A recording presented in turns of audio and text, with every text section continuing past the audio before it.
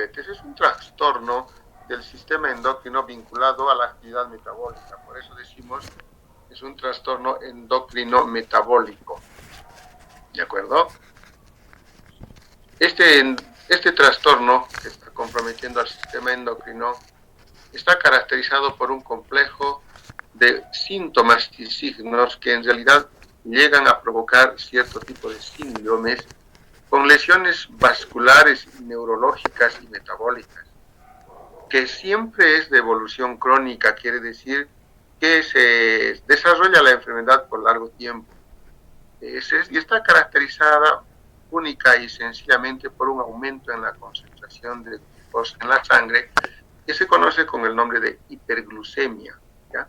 Y esta hiperglucemia o aumento en la concentración de glucosa en sangre se va a presentar porque en ese paciente va a existir una disminución, ya sea esta absoluta o relativa, de insulina.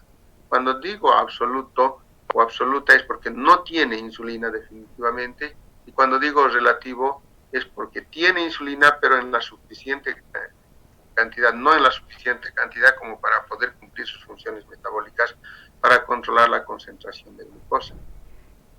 Sin embargo, cuando hablamos de diabetes, no hay que confundir con otro tipo de diabetes que suele presentarse en algunos pacientes, que se llama la diabetes insípida. Nosotros nos vamos a referir a la diabetes mellitus. La diabetes insípida es un problema a nivel de las cápsulas suprarrenales, particularmente a nivel del riñón, donde existe una deficiente capacidad de responder a la hormona antidiurética y el paciente empieza a orinar demasiado y tener mucha sed. Ese es un tipo de diabetes que se llama insípida. En cambio, esta otra que nosotros nos vamos a referir es la denominada diabetes mellitus, o también conocida como diabetes sacarina. El problema está en la concentración de glucosa por una alteración de la insulina a nivel del páncreas. No debemos olvidarnos que la insulina es una hormona producida por el páncreas a nivel de los islotes de células, de los islotes de Langerhans del páncreas, donde se produce la insulina. Esta insulina es producida por el páncreas para controlar la concentración de glucosa en sangre. Cuando la glucosa se eleva por una dieta muy elevada en azúcares, rápidamente existe mayor producción de insulina para controlar y mantener la glucosa en los niveles mucho más aceptables que requiere el organismo. Pero si no hay insulina, y viene la pregunta, o hay poca insulina, entonces, ¿qué es lo que va a ocurrir? La glucosa va a aumentar mucho más en su concentración de lo normal en sangre y va a provocar una serie de trastornos, como dice aquí, neurovasculares, metabólicos, y por lo tanto ese paciente va a estar enfermo de esta denominada diabetes, ¿de acuerdo?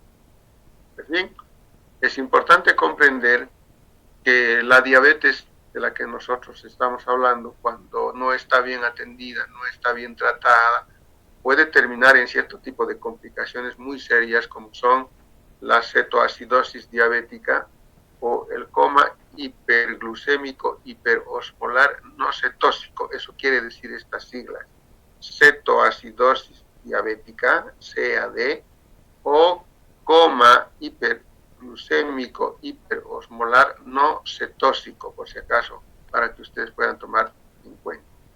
Este tipo de complicaciones, por el problema de concentración alta de glucosa en sangre, van a provocar lesiones a nivel de los vasos sanguíneos capilares de los riñones, a nivel del ojo, a nivel del sistema nervioso, tanto central como periférico.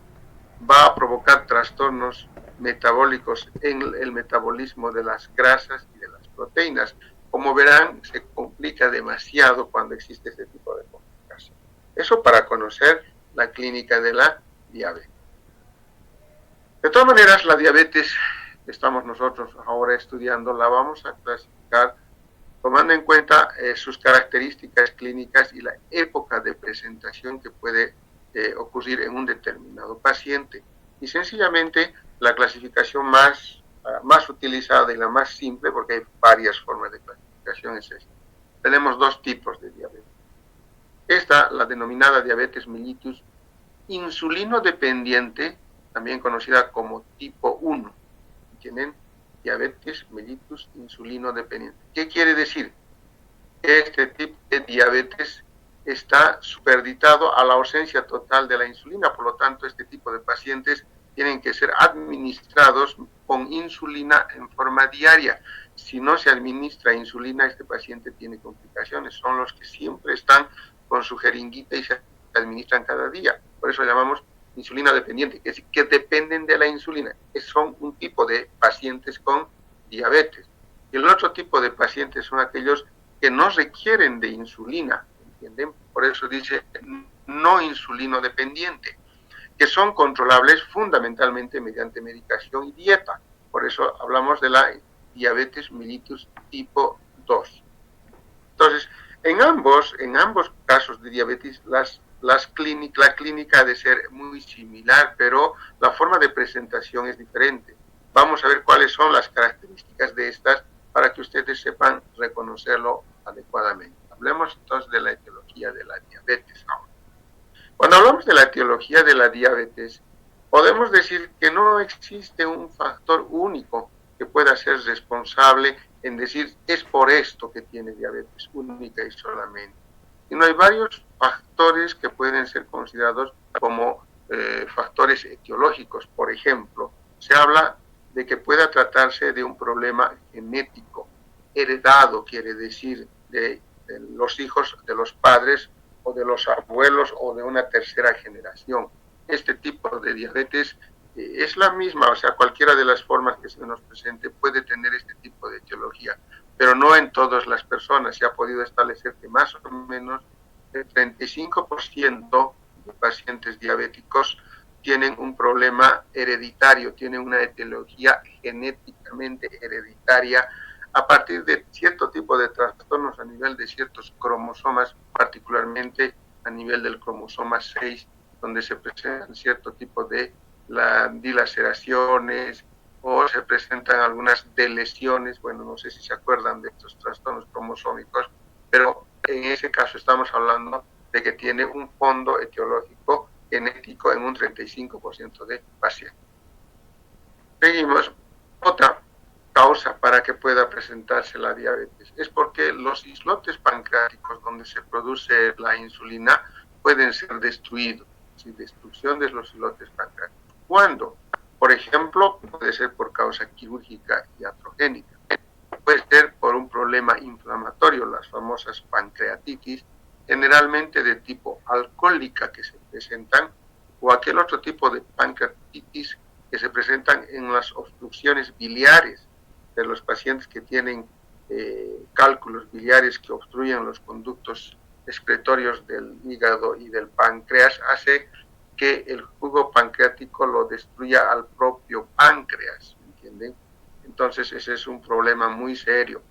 Y el otro puede ser de tipo infeccioso o neoplásico. Entonces estas no son genéticas, estas son causas que pueden presentarse en cualquier momento dependiendo de lo que pueda estarle ocurriendo al páncreas. Otro tipo de causas endocrinas puede ser, por ejemplo, que exista lesión a nivel de la glándula hipófisis. Puede ser que la hipófisis esté con una disminución en su producción de hormonas o con una exagerada producción, por eso hablamos de hipo o hiperpituitarismo. Ustedes saben que la hipófisis es una de las glándulas que regula a todas las glándulas endócrinas del organismo, por lo tanto, una lesión tumoral a nivel de la hipófisis podría provocar o constituirse en un factor etiológico para la deficiente producción de insulina. Otra causa muy común, por ejemplo, es el hecho de que se presenten algunas iatrogenias medicamentosas. En este caso, lo que ocurre muchas veces con algunas personas irresponsables o con falta de madurez en su personalidad, que en determinadas circunstancias utilizan cierto tipo de medicamentos sin ninguna prescripción médica en forma exagerada o definitivamente con fines de atentar contra su vida, por ejemplo. En estos es muy frecuente que se pueda provocar una pancreatitis. Además, dentro de este grupo de estas iatrogenias medicamentosas están aquellas personas que han tenido el intento de suicidarse utilizando cierto tipo de compuestos como son algunos plaguicidas o de repente algunos insecticidas o alguna sustancia tóxica que alguna vez ha ocurrido. Ustedes han debido órganos fosforados, por ejemplo, venenos, estoy hablando en este caso, que se toman por el deseo de repente de pretender eliminarse en su vida y lo único que hacen es dañar al páncreas, por eso se presenta una pancreatitis. Estas personas que han intentado suicidarse tienen alta probabilidad de padecer posteriormente de una diabetes por haber lesionado el páncreas. Entonces, como verán, estamos dando las causas que puedan provocar lesiones o trastornos en la producción de insulina y que pueden considerarse como factores etiológicos de la diabetes.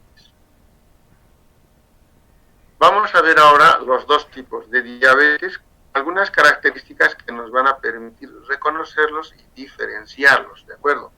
Empecemos por hablar de la diabetes mellitus tipo 1. Este tipo de diabetes siempre se va a presentar con mayor frecuencia antes de los 30 años de edad.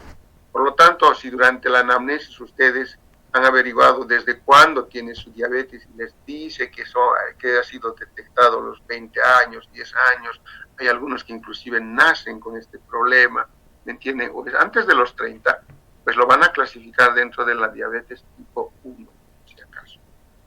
En ellos es más frecuente la causa infecciosa. Por ejemplo, tenemos el hecho de haber padecido cierto tipo de enfermedades virales, como la rubiola, el sarampión, las hepatitis, el coxsackie, que pueden ser los causantes para este tipo de diabetes cuando es adquirido, ¿entiendes? Cuando es congénito ya nacen con él, ¿no? Seguimos. La evolución, en cuanto se refiere a su forma de presentación, es muy rápida, o sea, no tarda mucho tiempo, en pocos meses este paciente ya empieza a presentar los síntomas y la complicación en ellos es la cetoacidosis diabética. No vamos a entrar a detallar eso para no salirnos del tema, pero la cetoacidosis es una complicación de los cuerpos cetónicos que provocan una acidez metabólica en el paciente. Por eso se llama cetoacidosis diabética. Esa es una de sus complicaciones, ¿de acuerdo? Sencillito. La diabetes tipo 2, por ejemplo, tiene unas características siguientes. Ya se presenta este tipo de diabetes en los pacientes que tienen más de 30 años. Es generalmente adquirida, en esta casi no existe mucho el componente genético, pero no vamos a descartar esa posibilidad dentro del 35%. Pero la edad es un factor importante. Pasados los 30 años que una persona empiece a tener diabetes, lo más probable es que sea de tipo 2. Generalmente se asocia a los pacientes obesos, una característica muy importante a tomar en cuenta. Acá tenemos, les decía, la posibilidad genética, el alcoholismo por la edad, la desnutrición en algunos países donde existe gran cantidad de desnutridos, el factor iatrogénico que habíamos utilizado nosotros, la utilización de medicamentos, o el factor tóxico por el uso de estos famosos raticidas, esos órganos fosforados, ¿no es cierto? Generalmente son estas las causas más comunes para este tipo de diabetes, pero repito, lo más importante es la edad. La evolución es crónica, puede aparecer de muchos años, los síntomas se van presentando en forma paulatina y dura muchísimo tiempo. Su complicación ya no es la cetoacidosis diabética, ha de ser el coma hiperglucémico, hiperosmolar no cetósico, para que ustedes vayan marcando, ¿de acuerdo? Vamos viendo ahora la fisiopatología. ¿Qué es lo que ocurre? O sea, ¿qué es lo que pasa con la glucosa? ¿Qué síntomas llega a provocar en el paciente cuando la glucosa se encuentra elevada en la sangre? Y pues a partir de la fisiopatología hemos de colectar nosotros los síntomas y en función de ello vamos a comprender por qué en la atención odontológica es importante tomar en cuenta este. Cualquiera fuera la diabetes tipo 1 o tipo 2, en la tipo 1 por ausencia y en la tipo 2 por disminución, ¿no es cierto? Simplemente de insulina. Estamos hablando, cualquiera que fuera la forma de diabetes, tipo 1 o tipo 2, ahí ya empieza un problema metabólico donde se acumula el sorbitol determinando los trastornos microcirculatorios a nivel renal y neuronal.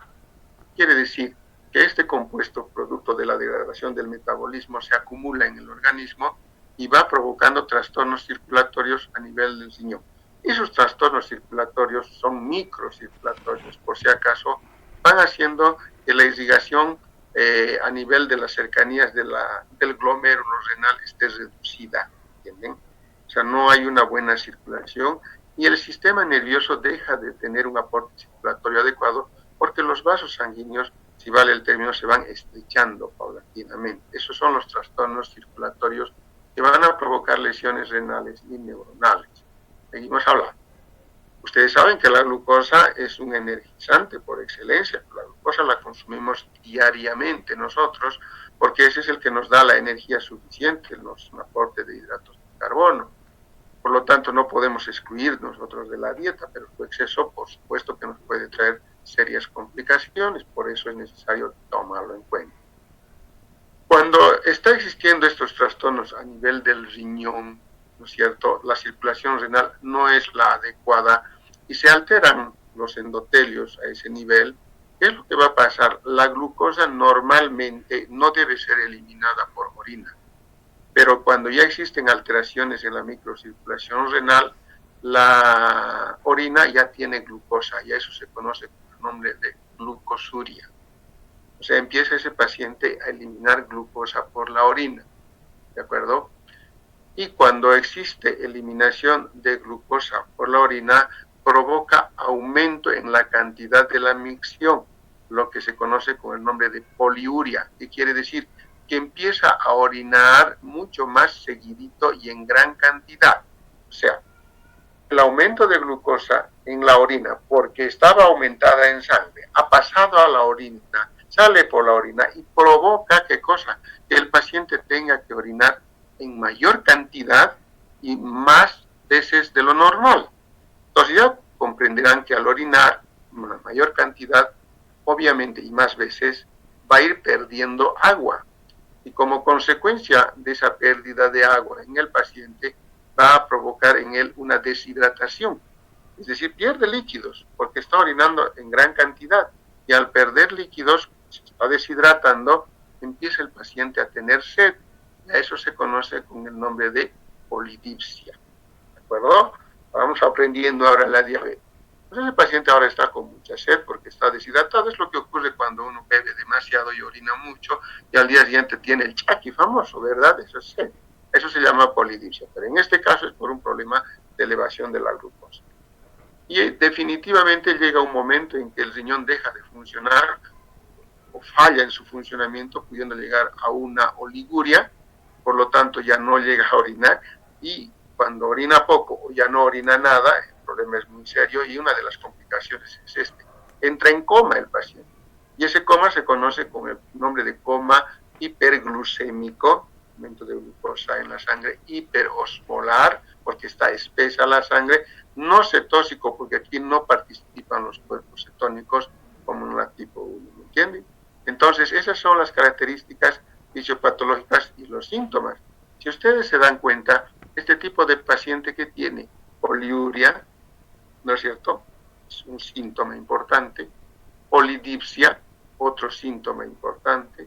El organismo por sí mismo va a empezar a tener una serie de trastornos y como consecuencia de ella va a tener este paciente una sensación de hambre, eso se llama polifagia, y además con el transcurso del tiempo va a empezar a perder peso. Entonces, si nosotros reunimos estos síntomas, poliuria, polidipsia, polifagia y pérdida de peso, estamos hablando de 4 síntomas considerados como cardinales, ¿entienden? No son patognomónicos, son cardinales de la diabetes.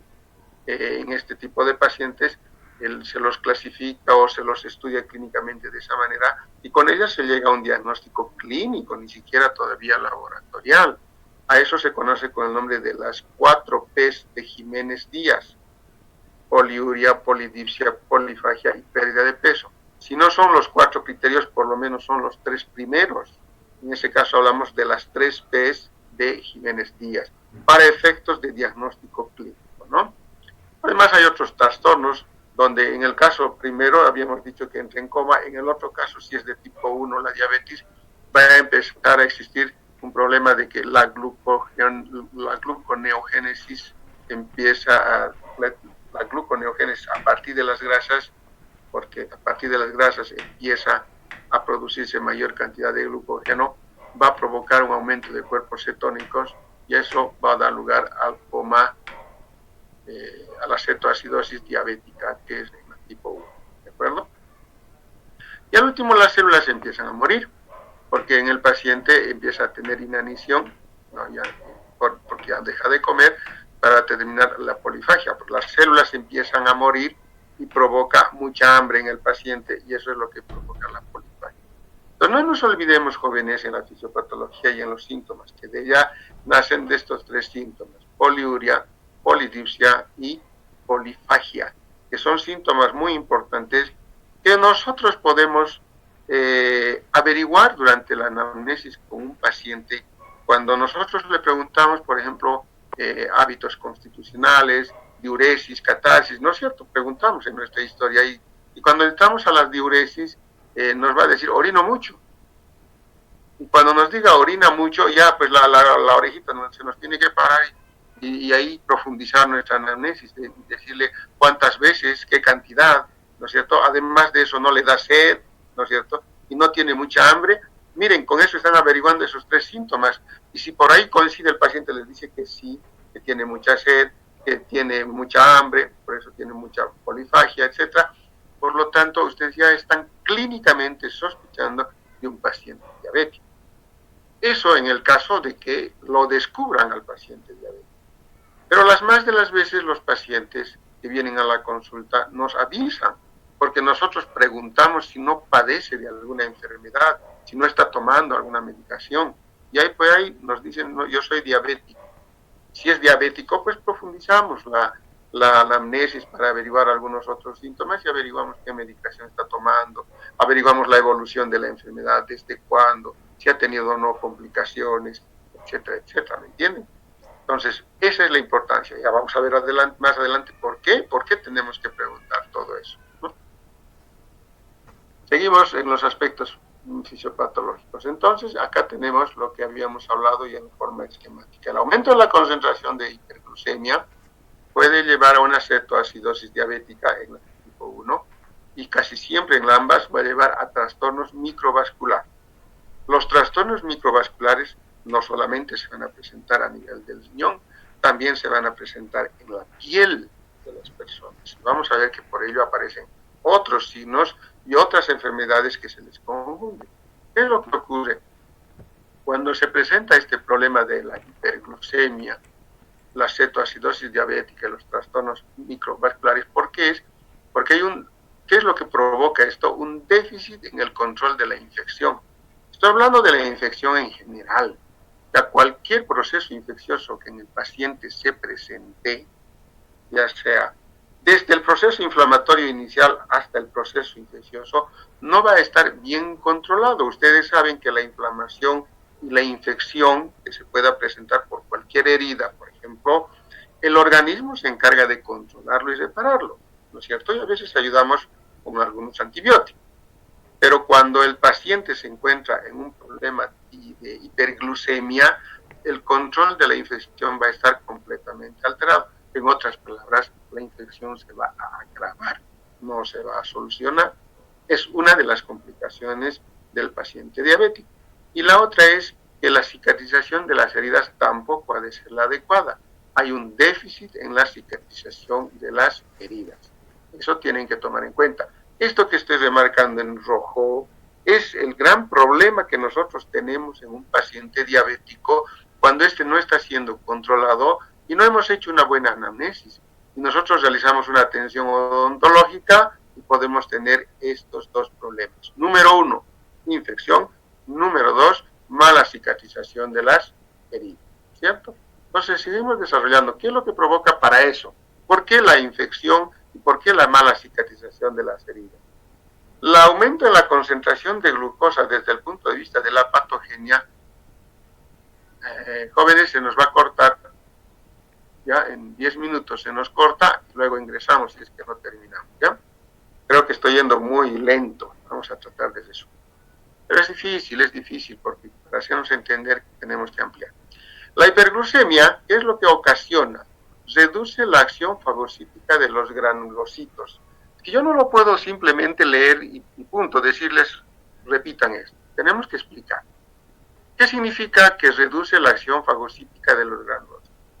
Los glóbulos blancos, ustedes saben que son los elementos muy importantes que tenemos, que van a ir en contra de la agresión externa de cierto tipo de cuerpos, dentro de ellos los factores infecciosos, son los policías del organismo, ¿verdad?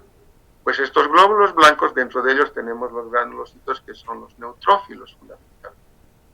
¿Qué es lo que hacen estos?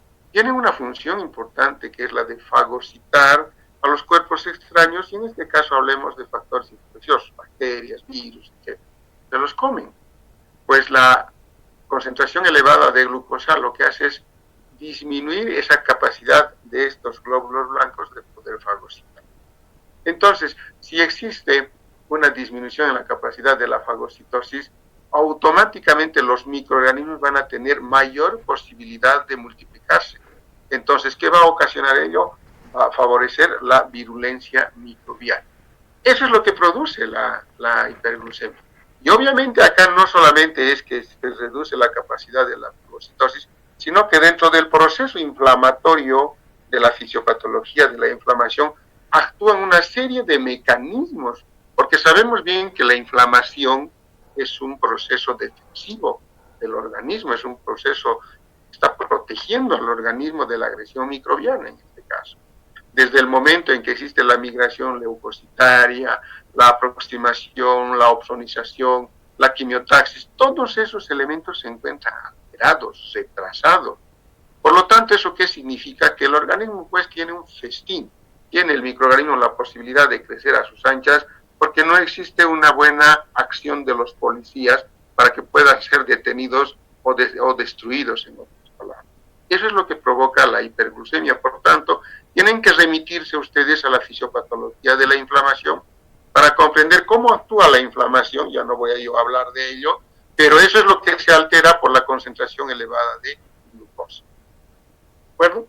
La cetoacidosis diabética también actúa sobre el mismo proceso inflamatorio. O sea, estos cuerpos cetónicos hacen que la migración leucocitaria esté retrasada. Entonces, fíjense cómo ese complejo importante fisiopatológico de la inflamación se altera. Y a ello se va a sumar los trastornos microvasculares.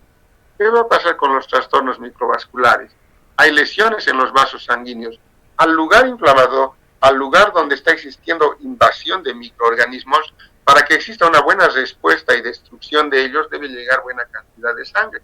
Pero como los vasos sanguíneos se encuentran alterados, los capilares, entonces disminuye el flujo sanguíneo. Al reducir el flujo sanguíneo en esa zona, reduce el aporte de oxígeno.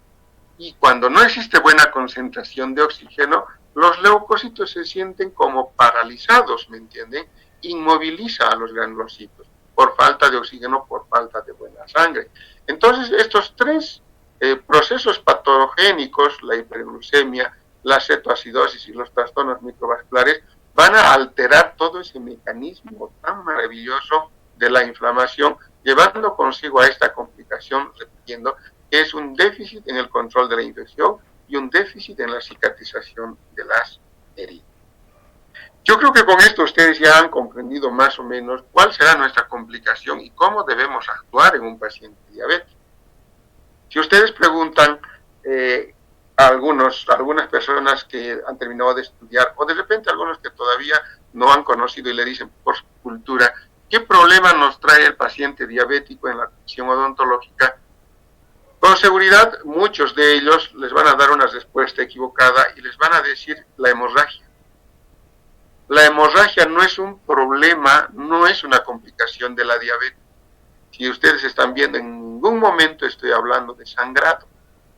Lo que sí se ocurre es una complicación provocándonos mayor infección y retardándonos la cicatrización de las heridas. Por favor, jóvenes, si bien el año pasado ya les nombré algo de esto en las últimas clases, ahora estoy profundizando, si se acuerdan. No se olviden de este elemento porque sería un absurdo, hasta ridículo, que un alumno de cuarto curso que ya ha cursado esta materia no sepa que la diabetes nos trae este problema. ¿Me entienden? Eso sería, pero penoso hasta para mi persona, escucharles decir a ustedes que es la hemorragia el problema. No, por favor, estoy siendo bien claro. Y lo digo eso porque lo he percibido. ¿Ya? Vamos a ver ahora los síntomas, las que hemos estado obteniendo de la fisiopatología de una manera mucho más concreta. Les decía, hay síntomas cardinales de la diabetes. Estamos en la diabetes tipo 1, poliuria, polidipsia, pérdida de peso, polifagia, ahí estamos las 4 P's de Jiménez Díaz, ya es un poquito más rápido. Cuando la concentración de glucosa es muy alta, ya existen esas complicaciones, ¿no? Ya elimina la glucosa en orina, por eso es que se presenta la deshidratación. Estos pacientes tienen micciones nocturnas, enuresis, hay infección cutánea repetida, la piel constantemente está teniendo infecciones, no pueden cicatrizar sus heriditas. Los trastornos neurológicos que les había mencionado hace rato, hace de que tengan una irritabilidad nerviosa. Normalmente estos pacientes tienen esa característica. Se acompañan de otros síntomas como la cefalea, los dolores de cabeza, la somnolencia, están medio embotados, el malestar general, la sequedad de la boca. Son algunos otros síntomas y signos propios de la diabetes, en este caso del tipo 1. Vamos a ver en el tipo 2. Igual los mismos síntomas cardinales van a aparecer, de repente con menos frecuencia. Las 3 P's de Jiménez Díaz, esos son casi ineludibles. Puede haber pérdida o ganancia de peso en la de tipo 2.